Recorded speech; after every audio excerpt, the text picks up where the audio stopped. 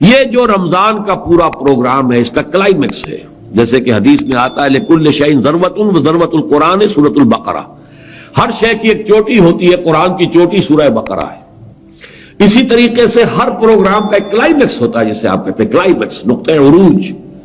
تو اس رمضان کا پروگرام جو ہے اس کا نقطہ عروج اعتکاف ہے۔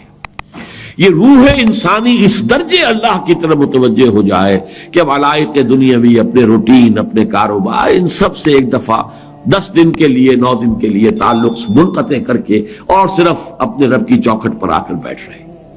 لیکن یہ جان لیجئے آج کل اس کا رجحان تو ہمارے ہاں بہت ہو گیا ہے، لیکن اس کی جو سینکٹیٹی ہے، تقدس، بہت بری طرح پامال ہو رہا ہے۔ اس میں جو لوگ جو ہے کچھ وہ مشاغل جاری رکھتے ہیں، کوئی گفتگویں جاری رکھتے ہیں، کوئی بہت ہنسی مذاق بھی ہو جاتے ہیں۔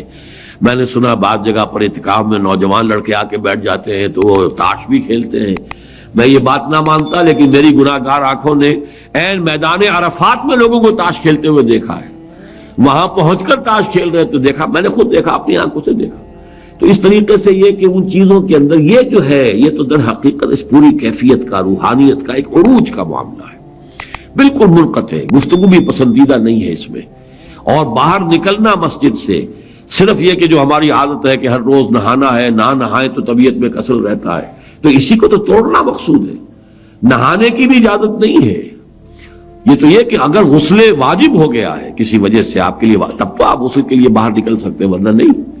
بہرحال لیکن چونکہ لوگوں میں، جیسا کہ میں نے کہا، چرچا ہو گیا ہے، لوگ بہت سے بیٹھتے ہیں، پھر وہ مسئلے پوچھتے ہیں، تو پھر مولوی حضرات جو ان کے لیے راستہ نکال دیتے ہیں، وضو کی نیت سے جاؤ تو غسل کر کے آ جاؤ، تو چلو اس طریقے سے وہ اپنی ایک طبیعت کا تقاضا پورا کر لو۔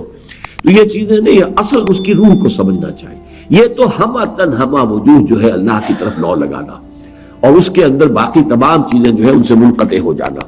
اور اسی میں آخری اضافہ فرما دیا کہ اس حالت میں اب وہ تعلق زن و شو بھی نہیں، وہ بھی ختم۔